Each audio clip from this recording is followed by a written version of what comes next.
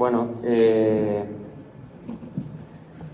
pues buenas tardes. Vamos a iniciar este ciclo sobre Lenin de la Universidad de Verano con esta primera charla que va a dar Joan, que lleva como título Lenin y Gramsci, continuidades y continuidades, ¿no?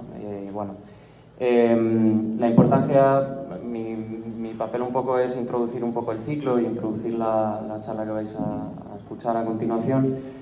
Entonces, bueno, pues sí que me gustaba empezar un poco pensando un poco en la importancia de tener un ciclo como este en el contexto de esta universidad, ¿no? En este año 2024 se cumplen 100 años de la muerte de Lenin y realmente la importancia de este ciclo no es tanto como una vuelta a su figura por una cuestión como de esquela o algo así, sino más bien como una manera de volver a su pensamiento y conseguir claridad en un momento en el que la revolución es un tema actual, es una cuestión actual, pero no inminente, ¿no? Y las herramientas que nos da volver al pensamiento tanto de Lenin como Gramsci, y bueno, ya sí comentaremos sobre ello, pues es fundamental para en los tiempos que vivimos pues conseguir articular nuestra propuesta política y pensar en el horizonte del futuro, ¿no? Yo creo que hay que partir sobre lo que decía de la revolución actual, pues lo podemos ver de muchas maneras, ¿no? Por ejemplo, una cosa que tenemos delante y que nos habla de la actualidad de la revolución es la crisis ecosocial, ¿no? Pero sí que nos encontramos en un momento en que nuestras posiciones pues no son hegemónicas. Y precisamente en la vuelta a esas experiencias de Lenin y Gramsci, que ellos en sus tiempos pues también tuvieron que lidiar con muchos de los problemas con los que lidiamos ahora mismo, pues nos puede ayudar a articular esa respuesta, ¿no? Perdón que me he ido un poco. Claro, ambos dos pues, vivieron en contextos muy difíciles, ¿no? Podemos ver sobre todo un Lenin que en los últimos momentos de su vida pues, atisbaba un poco esa tendencia a la burocratización después de todo el periodo de la ANEP, ¿no? y un contexto complicado, pero aún así supo tener la claridad como para conseguir articular políticamente y dejarnos una referencia a la que acudir en este caso, ¿no? Y lo mismo Gramsci, ¿no? ¿Qué mayor derrota hay, ¿no? Que después de la lucha comunista que se dio en Italia, pues la llegada del fascismo y su encarcelamiento. Bueno, pues con esto, perdonad, voy a presentar a Joan, que va a comenzar con la charla. Joan Tafalla, que es el encargado de dar esta charla, viene de Barcelona, empezó a militar en el PCC y, maestro de profesión, pues en un momento dado decidió estudiar Historia y se doctoró entre la Universidad Autónoma y París con una tesis doctoral que trataba sobre la Revolución Francesa y un poco desde el punto de vista de la lucha por la existencia y especialmente como centrado como el sujeto campesino, ¿no? Ha escrito numerosas obras sobre Lenin y Gramsci y también un poco intentando romper como con esa idea de que Gramsci es un superador de Lenin, ¿no? Sino como encontrando esas continuidades y por supuesto también discontinuidades. Otros textos que tiene acerca de esto, ¿no? Pues, por ejemplo, la pequeña antología de textos sobre Lenin y Gramsci, también, si no me equivoco, la cuestión meridional también trata este tema, y Lenin y Gramsci, Democracia Obrera, Hegemonía y Traductibilidad, que de hecho es el título que veis aquí en la presentación, y bueno, el último libro que tiene Joan, que es Hola Lenin, ¿no? Así que, bueno, sin más, pues te doy paso, parece que te paso el micrófono.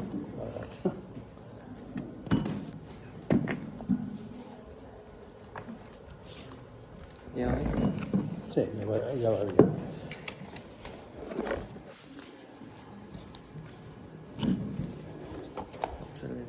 Sí, ya pasamos por aquí, ¿no? Vale. Bueno, en primer lugar, muchas gracias a los organizadores de la Universidad Anticapitalista de Verano. ¿Me oís? Un momento, si lo puedes acercar. Pues lo pondré aquí. Sí, está un poco en medio.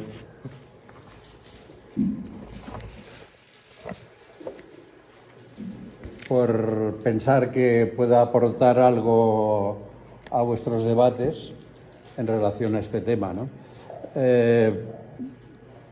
Como comunista, para mí la figura de Lenin ha sido durante muchísimos años, sin ningún tipo de dogmatismo, bueno, en algunas etapas con un cierto dogmatismo, pero ha sido un elemento de referencia importante a la hora de analizar las cosas, la situación política, las sociedades, etc. Y con el tiempo Gramsci también, ¿no? Precisamente en la época en que apareció el eurocomunismo en Italia, España, Francia, en algún sitio más, pero en fin, esto eran sobre todo en Italia y en España, y en su versión más degradada en España, se intentó presentar a Gramsci como alguien que había superado definitivamente a Lenin, que, en fin, que había negado elementos importantísimos de Lenin, etcétera, ¿no?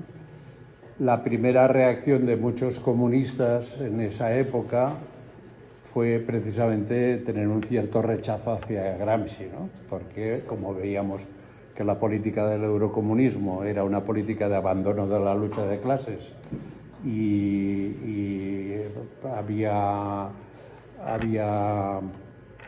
significado todo lo que fue la transición y la política del PC y del PSUV, entonces, en fin, bueno, tuvimos un cierto rechazo.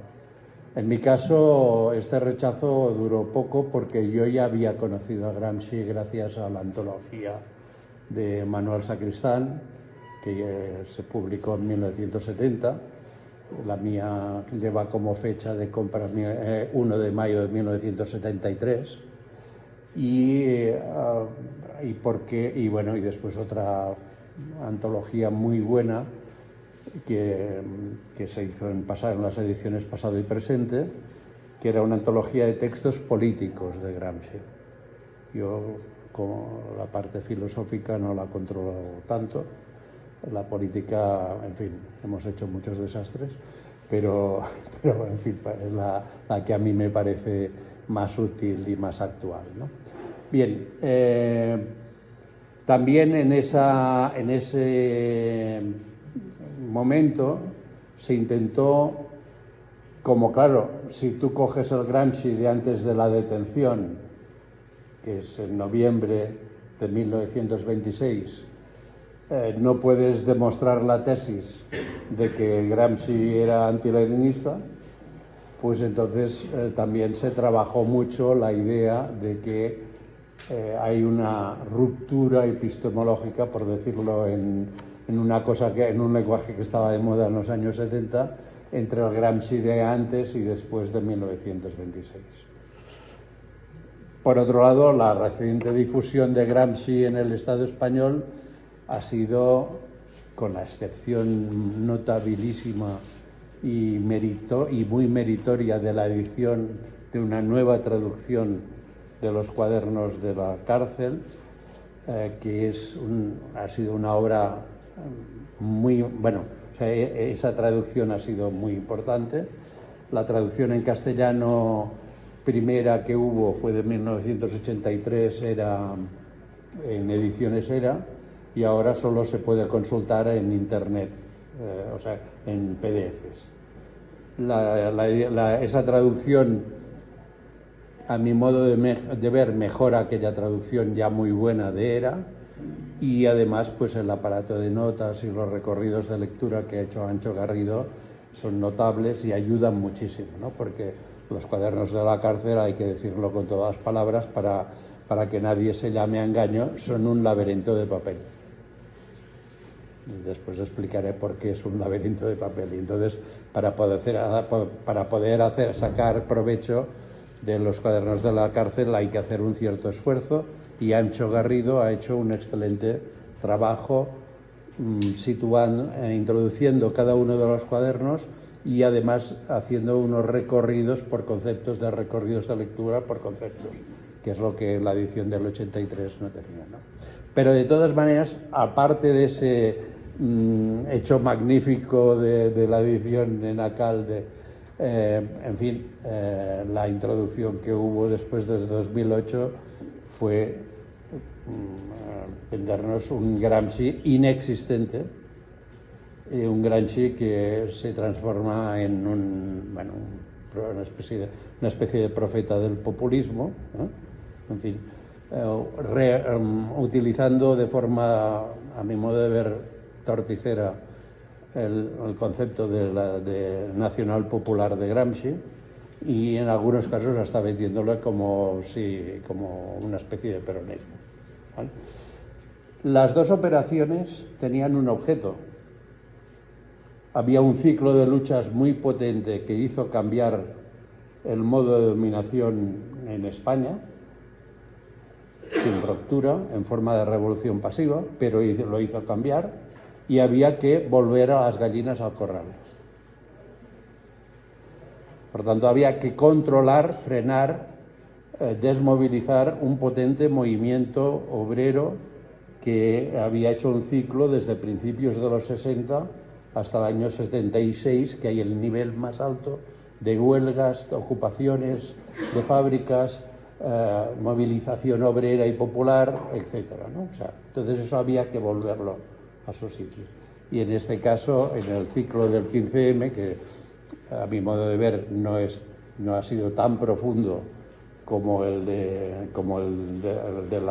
aquella época, también había que hacer volver las gallinas al corral. Por tanto, en fin, una vez ya la cosa estaba en su sitio, pues ya Gramsci ya pasa a ser cosa para comunistas y marginales, etc., ¿no? En fin, yo intentaré mostrar que no se puede comprender a Gramsci sin poner en evidencia su relación con Lenin, que fue el mejor traductor. Habéis visto una palabra un poco rara en el título, traductibilidad, ¿eh? Bien, bueno, pues fue el mejor, hablaremos un poco de esto, del espíritu y de la obra de Lenin a la realidad de Occidente. Posiblemente hay buenos traductores de Gramsci en algunos países de América Latina, pero bueno, digamos de la Europa occidental, y advertir que este no es un debate erudito para eruditos y para académicos. Hoy hay una fiebre de papers académicos, algunos muy buenos, otros no tanto, o sea, depende, pero te puedes perder. Mi recomendación es leer directamente a Gramsci. Si alguna cosa no la entiendes, no te preocupes, tú sigue avanzando. Yo cuando leí El Capital, el primer libro me costó un montón y no entendía casi nada, pero seguí adelante, y ahora no es que lo entienda muy bien, pero bueno, en fin, digamos que me sirvió, ¿eh? O sea, es mejor enfrentarse con el clásico directamente que no a través de los lectores, con lo cual ya podría cerrar aquí y decir, iros a leer a Gramsci y tal, pero como he hecho el viaje desde Sabadell y veo que hay gente, pues os diré 4 cosillas.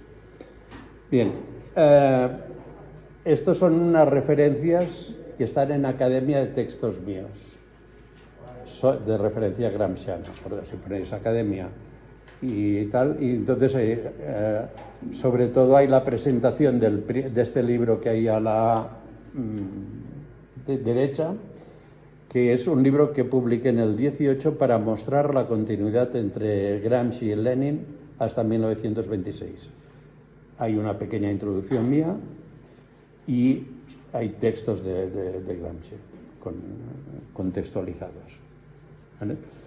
El segundo es la edición en catalán, que como los editores son catalanes pusieron algunos textos menos que en el otro, pero bueno, en fin, ya tienen mérito de publicar hoy en catalán a Gramsci. Y los que veis en medio es una de las obras en la que se muestra más claramente la inspiración leniniana de Gramsci, que es la cuestión meridional, en un análisis concreto sobre las consecuencias en la formación del Estado italiano de eso que esta mañana me han recordado que Trotsky decía del desarrollo desigual y combinado, pues entre la diferencia entre el norte y el sur, el fracaso de una construcción de un Estado-nación en Italia. Esto lo he aplicado yo en algunos textos para el caso español. Bien. Los prolegómenos siempre los hago muy largos. Bien. Los temas que intentaré tocar, si no saltaré algunos, si veo que serían las fases de esta relación, ¿no? La primera es la revolución vista desde Torino, donde vivía Gramsci, un sardo que emigra a Torino, ¿no?, a la gran ciudad industrial del norte de Italia. Está la Fiat, la gran industria, ¿no? Cómo recibe la revolución y cómo recibe la figura de Lenin, 17-18. Antes del 17, ni Gramsci ni nadie en Italia sabía quién era Lenin. La segunda es el tema de la democracia obrera, que es otro de los elementos del título. Se refiere al trabajo de Gramsci en relación a las ocupaciones, al bienio rojo y a las ocupaciones de fábricas en Turín y al fracaso del bienio rojo por las razones que luego veremos. El tercero es la fundación del Partido Comunista Italiano, pero fijaros que he puesto un título un poco provocativo, que es el fracaso de Livorno.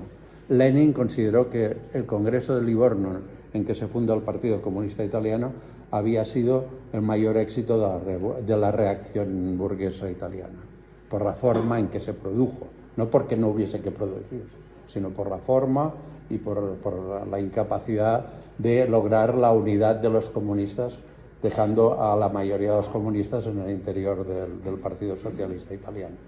Los comunistas, en fin, pero comunistas, ¿no?, que querían estar en la Tercera Internacional, es decir, que esto fue un fracaso, ¿no? Después, a consecuencia de esto, cómo se construye el nuevo grupo dirigente del Partido Comunista, que acaba aprobando las tesis del Congreso de Lyon. Esto solo lo examinaré desde el punto de vista de la relación Gramsci-Lenin, ¿no? O sea, estas son las fases, pero después las tesis de Lyon, la cuestión 1926 como el año bisagra entre el periodo anterior y los cuadernos de la cárcel y la correspondencia, en la que hay tres textos gramscianos profundamente leninianos. Observad, leniniano, no digo leninista, porque eso del leninismo cada uno tiene el suyo y normalmente eso no coincide mucho con lo que Lenin, de inspiración leniniana, que son la cuestión meridional que ya he mencionado, las tesis aprobadas en el Congreso de Lyon y la carta al Comité Central del PECUS cuando está produciéndose la ruptura, la expulsión de la oposición, Trotsky, Zinoviev, Kamenev, etc. Y finalmente el Lenin de los cuadernos. No sé qué pasó. Sí, un momento.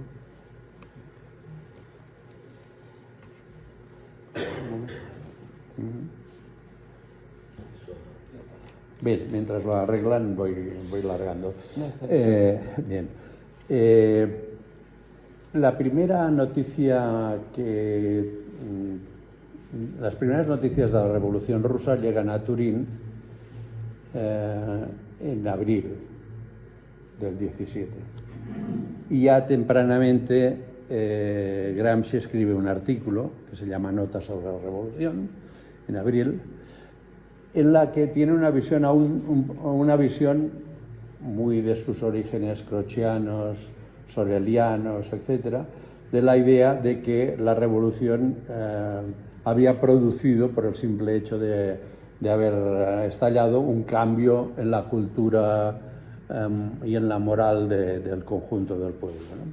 Entonces, dice, su liberación tiene para nosotros este significado. La revolución ha creado en Rusia una nueva forma de ser. Estamos en abril, 29 de abril, y está hablando desde Turín en plena guerra mundial, por tanto las noticias que llegan, en fin, o sea, aquí Gramsci está haciendo un acto, como era bastante habitual en él, de voluntarismo, ¿no? En fin, y de aplicar sus criterios, ¿no? No solo ha sustituido poder por poder, ha sustituido hábitos por hábitos, ha creado una nueva atmósfera moral, ha instaurado la libertad de espíritu además de la corporal. Solo en una apasionada atmósfera social, cuando las costumbres y la mentalidad predominante han cambiado, puede suceder algo igual. Es decir, eso es porque le llega la noticia que en Odessa los revolucionarios han liberado a todos los presos, incluidos los presos sociales. Claro, es una visión aún un poco taumatúrgica que él abandonará con el proceso y con su maduración política y teórica y filosófica, y también con el, digamos, con el conocimiento de los hechos, ¿no? En fin,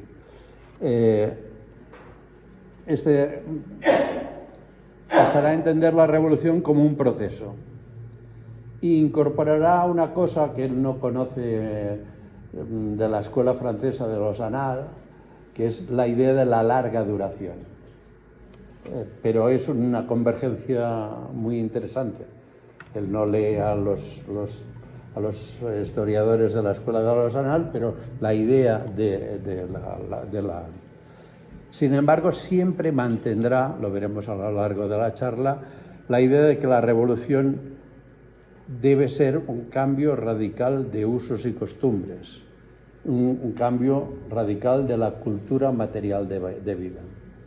Que la revolución no es un cambio económico, aunque debe hacerse, sino si haces el cambio económico pero no haces lo otro, en fin, la larga duración acabará contigo, ¿no? Este será siempre el leitmotiv de su vida, y en los cuadernos los colocará esa temática bajo una rúbrica que es la de reforma intelectual y moral. En este mismo artículo hay un tema aparece un tema muy importante, que es ¿por qué la revolución ha estallado donde ha estallado y no donde, según la ortodoxia, debería haber estallado? Y entonces él inicia un tema que será también un tema para Lenin y un tema para él, que es el tema Oriente-Occidente. La frase suya dice: una vez más, la luz proviene de Oriente e ilumina el mundo occidental. Esto es aquello de los latinos, yo no me acuerdo del latín, pero ex oriente lux, ¿no? La luz viene de Oriente. Bueno, pues, si te levantas por la mañana es lo que ves, simplemente, pero le daban un contenido más de esto, ¿no? Entonces, este será un tema constante en Lenin y también en Gramsci, y veremos en Lenin porque, por ejemplo, un año después, en el informe al 8º Congreso del PC, Lenin dirá algo, esto es marzo del 18, o sea que hace pocos meses de la revolución, pero la revolución en Alemania ha sido derrotada, enero del 19, o sea, va a ser derrotada, perdón, aún no se ha iniciado, y no se ven perspectivas de que el asunto se inicie. Entonces, lo que ellos consideraban que era, en fin, una excepción, y que pronto llegarían los alemanes y los franceses y los ingleses y harían la revolución, y Rusia quedaría como el socialismo más atrasado de todos, pues se empiezan a enfrentar con esto. Con el realismo, el análisis real el concreto de Lenin, que es uno de los principios básicos de Lenin, dice: la historia lo ha demostrado y hay que saber aceptarlo como como un hecho. La revolución socialista mundial en los países avanzados no puede empezar de manera tan fácil como en Rusia. En un país de esta naturaleza, empezar la revolución era tan fácil como levantar una pluma. Una exageración, pero efectivamente. Pero en un país en el que el capitalismo se ha desarrollado y ha dado una cultura democrática y una organización que llegan hasta el último hombre, empezar la revolución sin la preparación adecuada, eso es un destino. Bueno, es un desatino, no un destino. Un absurdo. O sea, Lenin, marzo del 18, está apuntando este tema. Gramsci conoce este texto y otros en los que Lenin reflexiona al respecto. Ya sabéis que cuando creo que es en el año 21 y hacen el Congreso de Bakú, empiezan a mirar cuando ven la revolución prácticamente derrotada en Occidente, empiezan a mirar hacia Asia y hacia las colonias, ¿no? Bien. Hay en el texto que os ha indicado Germán y que está en Academia, ya he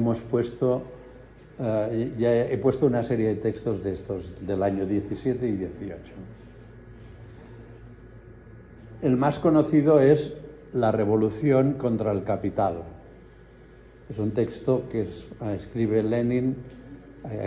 Gramsci el 5 de diciembre, o sea, un mes después de la revolución en Petrogrado, escribe un texto en el que dice que la revolución que se ha hecho en Rusia es una revolución que está en contra de la lectura burguesa del capital que hacían los marxistas rusos y también en Occidente. ¿Vale? Por lo tanto, ha provocado la explosión de los esquemas críticos según los cuales la historia de Rusia habría tenido que desarrollarse según los cánones del materialismo histórico. Materialismo histórico en aquella época era Kautsky.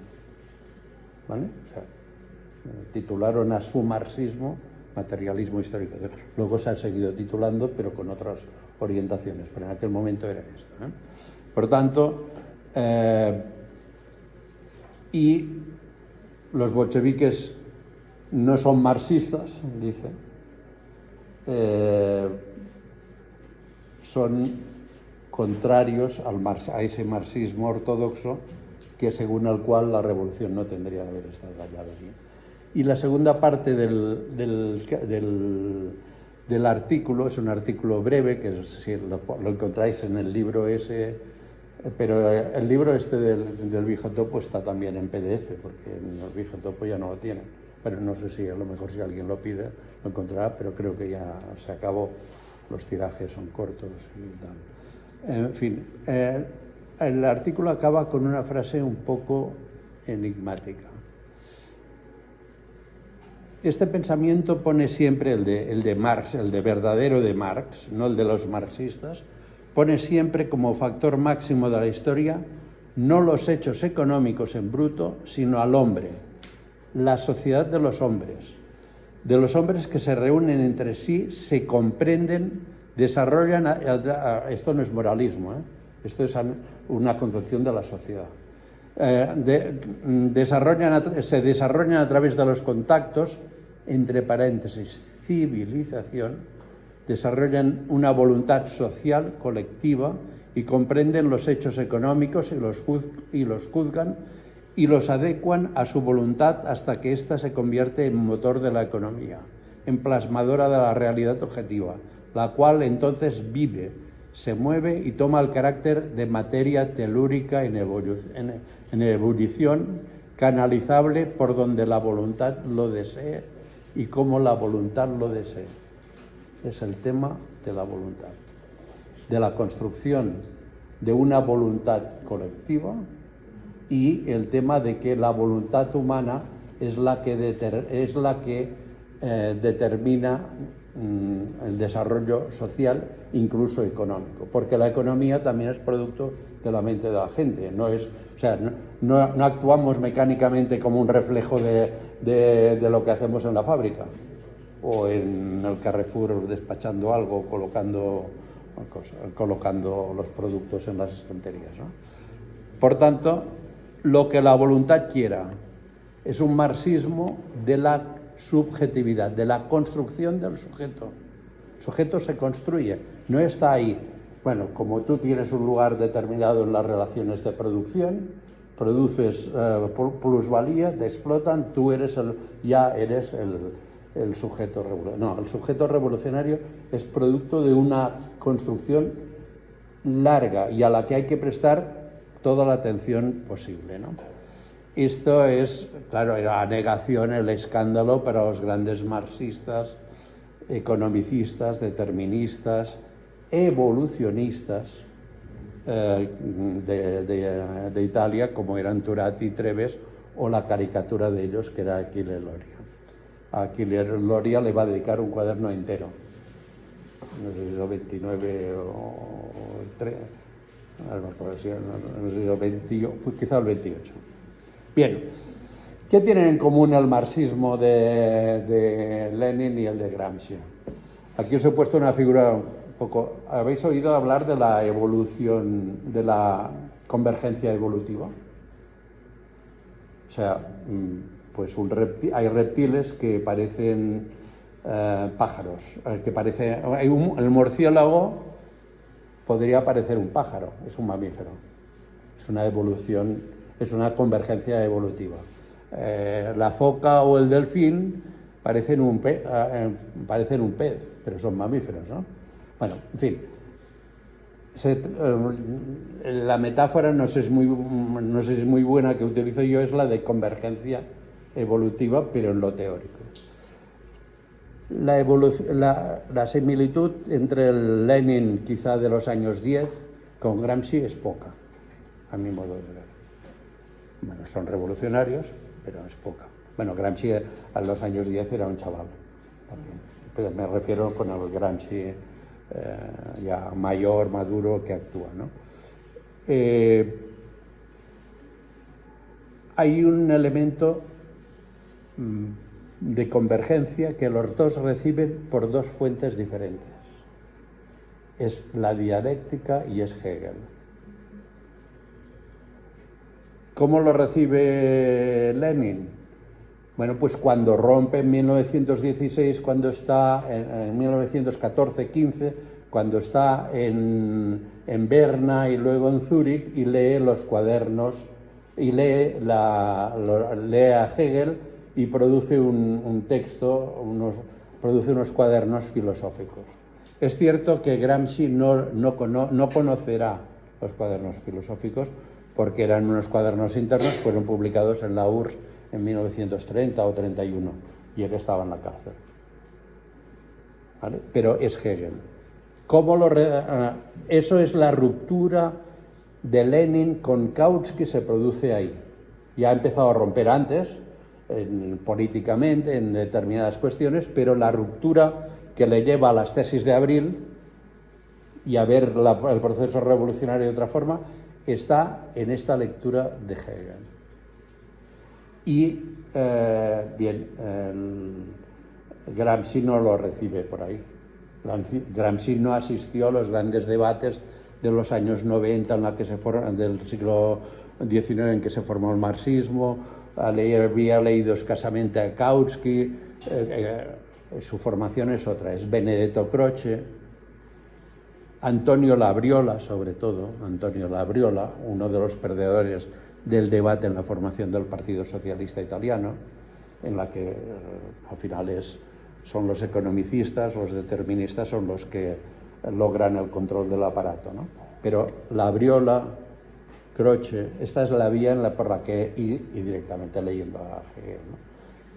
El tema de la dialéctica estará presente antes y después de 1926 en los cuadernos. Si no tienes en cuenta este elemento, muchas veces te vas a perder muchos elementos de la lectura de Gramsci. Esto es, para mí, es el elemento que hace que converjan sus marxismos, puedan tener converger en soluciones, en planteamientos estratégicos de tipo similar.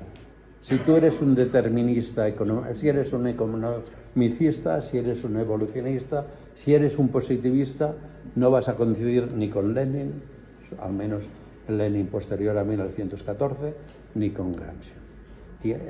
Este es el elemento central, ¿no?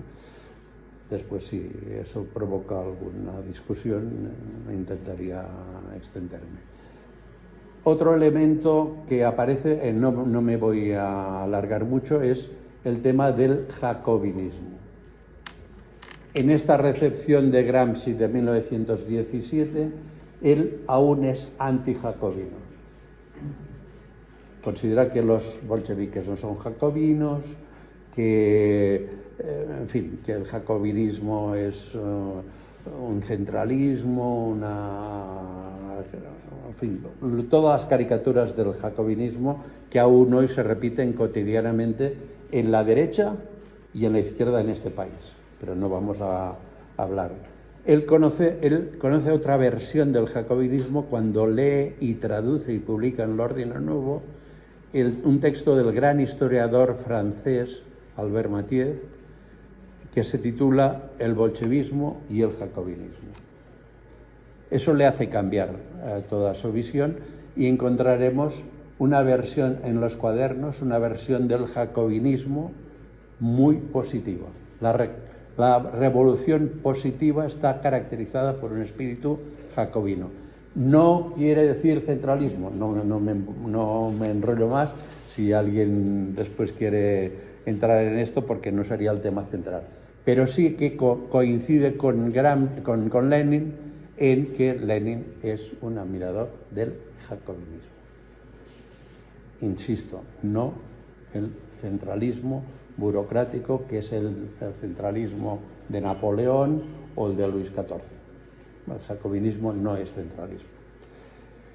Bien, la frase que le llama la atención es esa de Mathiez, que dice: jacobinos y bolcheviques son empujados por una corriente más fuerte que ellos mismos. Estos dictadores, dictador en el sentido de la dictadura romana, en fin, no de esto, obedecen a sus tropas para poder comandarlas. Es sorprendente, a lo mejor algunos de los que en los años 90 nos entusiasmamos con el zapatismo, esta frase en un historiador Mathiez ingresó en el Partido Comunista francés. En el año 30 o 31 se marchó criticando la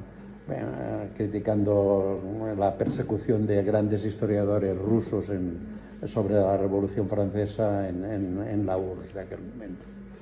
Bien, segundo tema. El tema de la democracia obrera, los consejos obreros. Ya he hecho una referencia al contexto: bienio rojo, ocupación de fábricas, grandes movilizaciones campesinas que son despreciadas por los partidos obreros italianos. Hay grandes ocupaciones de tierra al mismo tiempo que esto. Y la parte roja de la sección italiana, de la sección del Partido Socialista Italiano en Turín, que eran un órgano que se llama el Ordine Nuevo, el orden nuevo. Cuidado, orden nuevo, estamos hablando de civilización.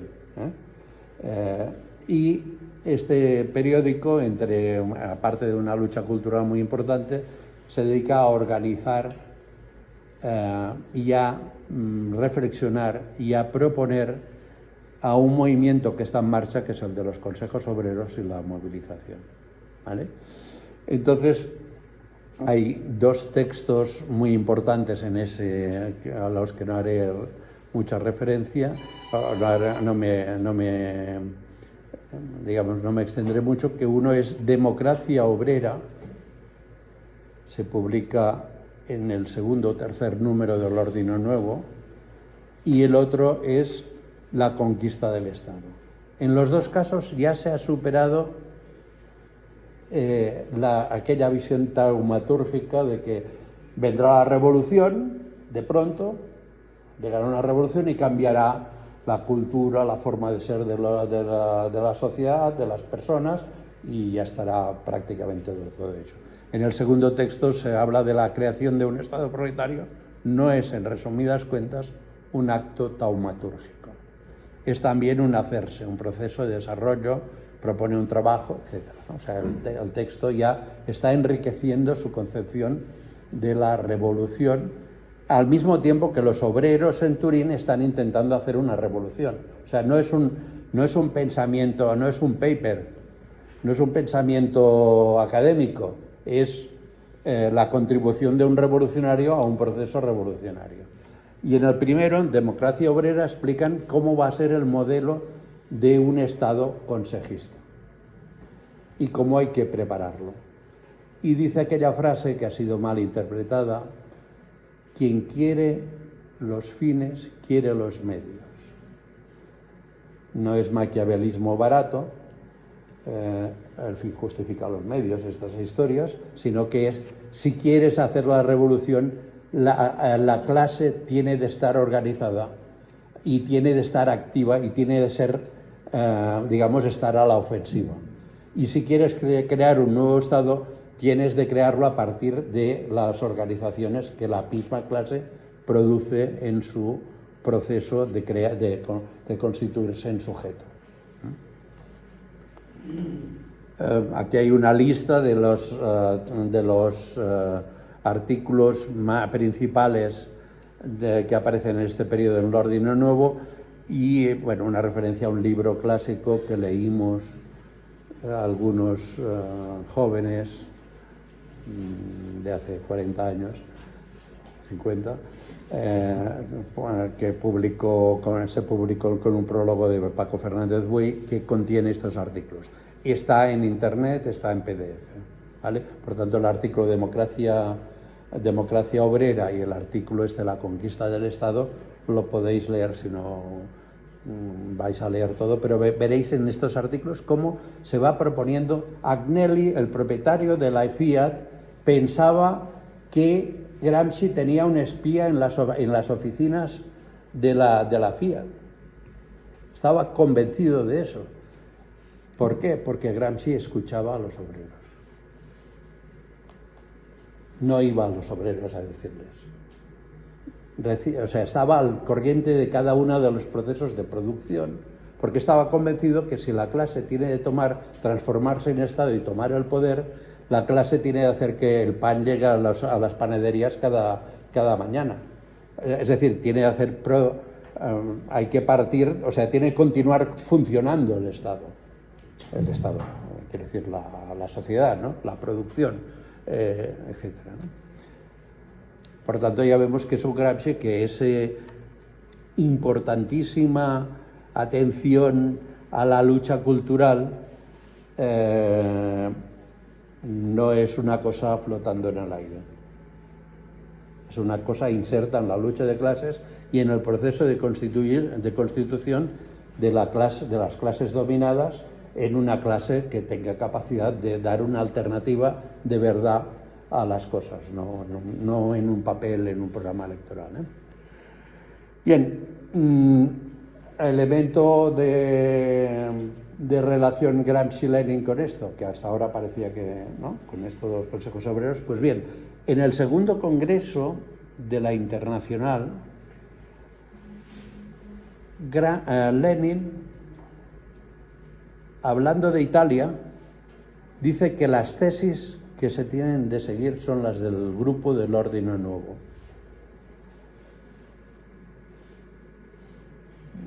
Se podría desarrollar, pero si después queremos, pero es un elemento puntual para mostrar esa relación que ya existe.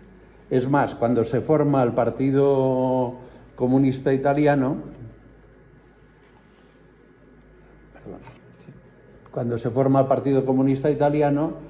desde la Internacional Comunista se considera que Gramsci tendría que ser el secretario general. pero Gramsci no acepta, porque él no tenía mayoría en ese partido que se formó. Y Gramsci tiene aquella idea de que la hegemonía se tiene que conquistar antes de tener el poder. O sea, tú no puedes, porque venga el de la Internacional Comunista y diga, va a ser este, porque el camarada Lenin o quien sea dice que va a ser este, eso no va a funcionar en un partido que mayoritariamente admiraba a Amadeo Bordiga. Entonces él sabe tomar un papel de segundo plano, tranquilo, ¿sí? Hasta que Bordiga se opone tanto a la política de frente único que hay que hacer un proceso de cambio. Bien. Bueno, vamos a pasar... ¿Qué pasa? Pasaré de largo a todas las fases estas. No os pensáis de esto, es el proceso de construcción del marxismo-leninismo examinado por George Lavica, haciendo una crítica de cómo se hizo históricamente el invento del marxismo-leninismo. El leninismo de Gramsci no tiene nada que ver con esto, pero como en los prólogos al menos me he pasado ya 3 pueblos, pues no puedo explicarlo. Bien, 26. Tesis de Lyon, la cuestión meridional. No es porque lo hayamos editado el año pasado en catalán y este año en castellano. Son unos libros muy baratos, en fin. Son los textos de Gramsci con una introducción. Para mí es la traducción de un planteamiento muy complejo que es el de Lenin a la situación italiana. Es una aplicación de las tesis en el Congreso, porque el sur no forma parte de la nación italiana constituida por la conquista de la península por parte del norte. ¿Qué papel juegan los intelectuales? ¿Qué composición de clase tiene todo esto? El papel de la lucha cultural, ideológica, etcétera. Pues aquí está, digamos, la síntesis en unas 70 páginas. ¿Vale? En la edición en castellano hemos incluido estudios de un gallego, de un extremeño, de un andaluz y de un canario sobre la posible lectura de esto para el caso del Estado español. Bien, ha muerto Lenin, se ha producido una lucha tremenda en la dirección del Partido Comunista de la Unión Soviética. Llegamos al otoño de 1926 y se están produciendo las reuniones en las que más pronto va a ser expulsado Trotsky, Zinoviev y Kamenev. En pleno fascismo, Gramsci considera, bueno, la dirección del Partido Comunista Italiano, porque él escribe en nombre de eso, considera que la discusión y la posible escisión del partido ruso va a tener tremendas consecuencias a nivel internacional. Y protesta duramente por los métodos. La forma burocrática en que se trató esta carta no os la cuento porque no hay tiempo. Sencillamente la carta no llegó al Comité Central del Partido Comunista Soviético. Es una historia bastante truculenta. Pero la carta normalmente entre los compañeros trotskistas es la única cosa, o la cosa a la que se le da una mayor importancia de esta carta. Es una carta de 8 o 10 páginas, también un texto no largo de leer, pero la cuestión principal es que es la cuestión de la hegemonía. Esta carta, o sea, el problema se plantea que si aparte de producirse la escisión en el partido, no se tiene en cuenta la alianza, la continuación de la nueva política económica, que era una alianza entre la clase obrera y los campesinos, si se rompe eso, la clase obrera va a perder la hegemonía. Y entonces hay, en fin, una larguísima, 4 o 5 párrafos de un enorme interés, porque son el núcleo con la cuestión meridional de lo que desarrollará en los cuadernos, ¿vale? Sí es cierto que la industria está... Bueno, en este contexto pregunta, le dice: ¿eres tú dominante, obrero, mal vestido y alimentado, o lo es el Nepman, el hombre de la NEP, con su abrigo de piel y con todos bien? Es decir, la concepción de que para ejercer la hegemonía una clase tiene de dejar de ser corporativo y pensar en el conjunto de la sociedad. Este es, digamos, es un elemento central en lo que tanto Lenin, cuando plantea la NEP en 1921, como Gramsci coinciden más allá de la discusión concreta de esta carta. Esta carta es una carta, también se encuentra por ahí y ya está. Bueno, llegamos, teóricamente quedan 10 minutos. Como tengo aquí el de esto, yo cortaré cuando llegue a los 60. En los cuadernos, según algunos, la gran ruptura de Gramsci con Lenin. ¿Sabéis cómo tiene que escribir Gramsci los cuadernos? Las condiciones de cárcel, tardan 2 años a dejarle escribir, o sea, entra en la cárcel en el 26 y hasta el 29, ¿no? Casi, bueno, como son 2 años. El cuaderno que le entraban, o sea, cada mañana le entraban los cuadernos con los que estaba trabajando y por la noche se recogían. El cura de la cárcel censuraba los libros que se le podían entregar y por tanto los textos eran examinados. Por tanto, su lenguaje a veces es un poco complicado, a veces metafórico, tirar de metáforas, ¿no? En fin, y tal, ¿no? Pero concretamente en la edición crítica del 75 de Guerratana, bueno, el nombre de Lenin no comparece, es Ilichi, Bilichi, bueno, en fin, diversas, y hay 32 menciones bajo estos rótulos, pero hay infinitas en las que habla de un tema leniniano, discutiéndolo, aplicándolo o discutiéndolo o lo que sea, pero que estará ahí, es decir, que es un hilo conductor.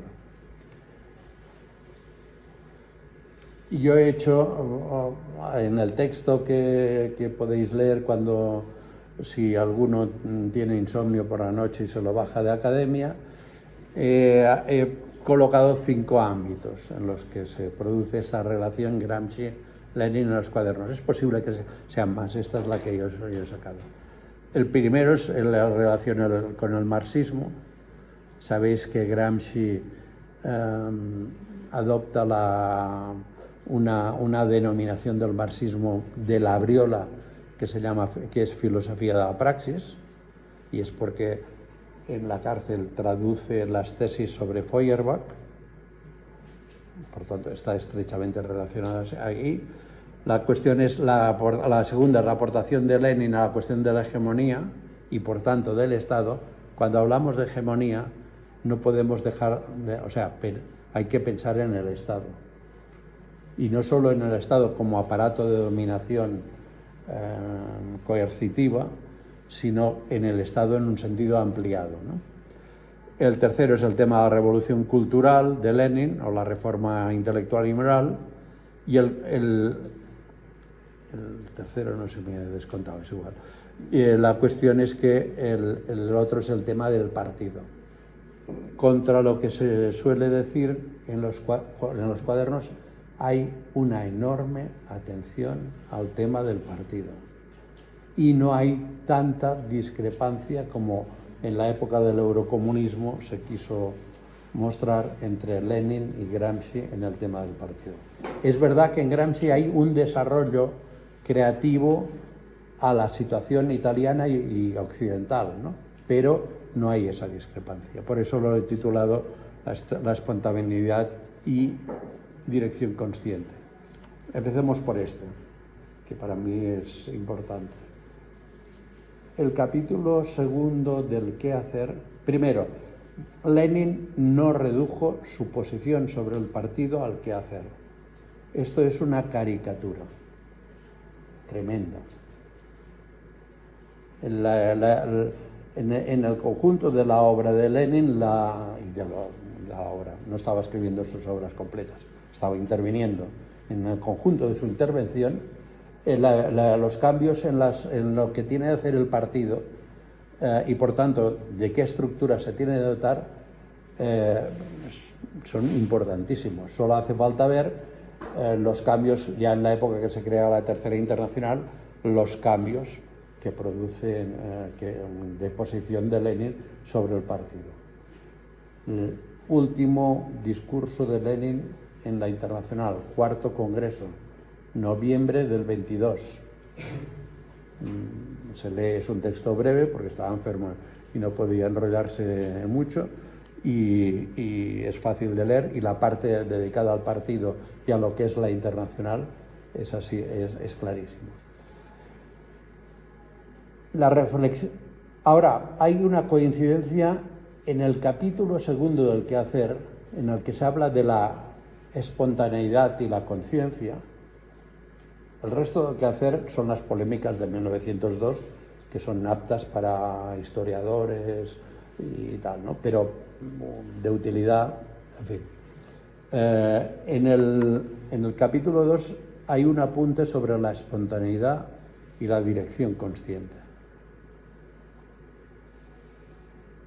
Lenin no desprecia el elemento espontáneo. Considera que es el primer paso, que es el brote, para luego, digamos, llegar a la conciencia.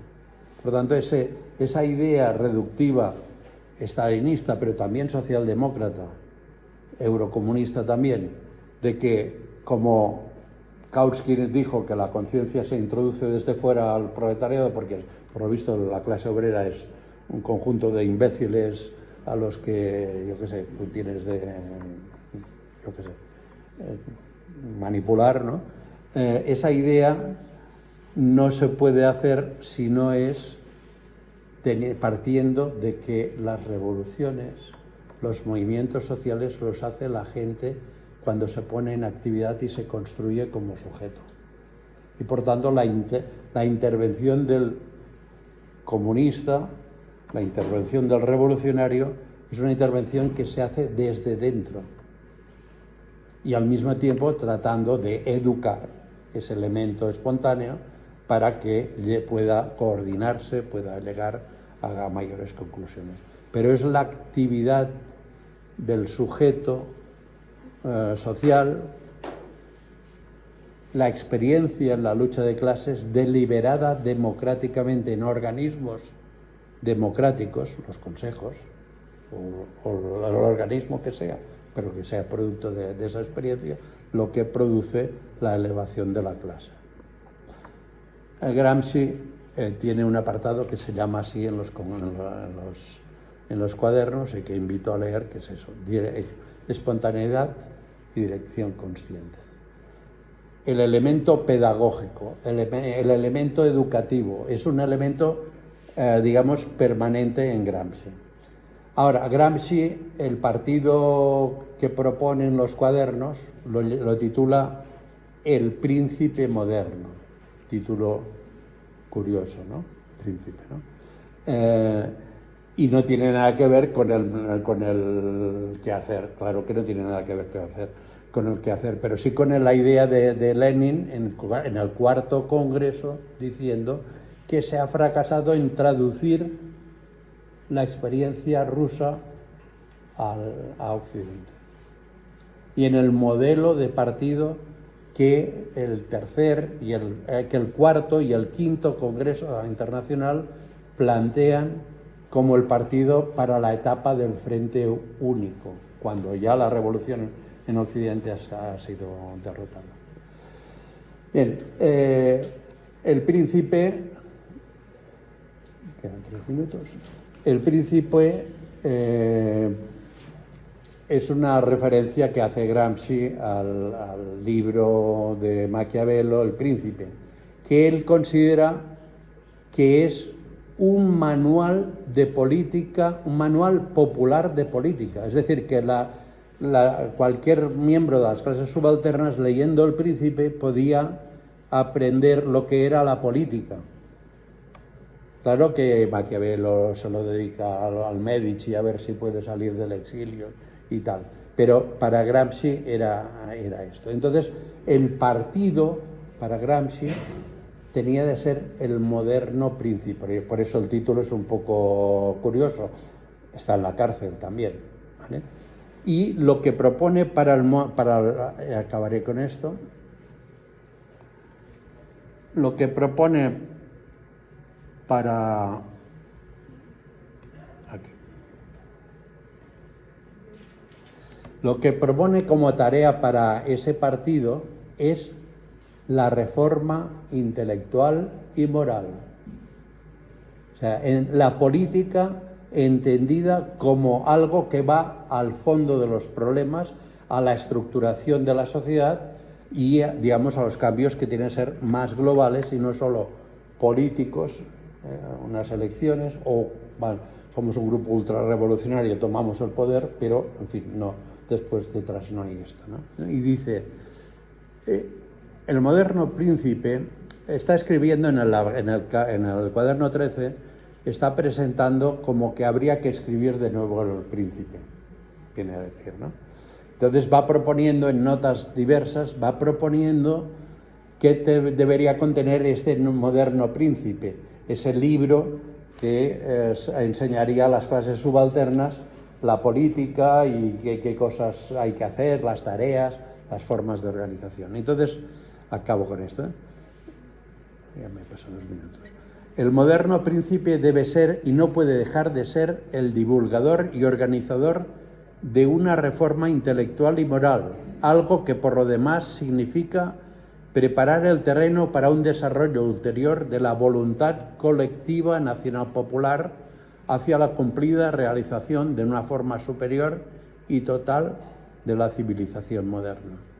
Estos 2 puntos, formación de una voluntad colectiva nacional popular, de la cual el moderno príncipe es al mismo tiempo organizador y expresión activa y operante, y reforma intelectual y moral deberían proporcionar la estructura del trabajo a realizar. Paro aquí, porque, en fin, ya son 1 hora y 3 minutos.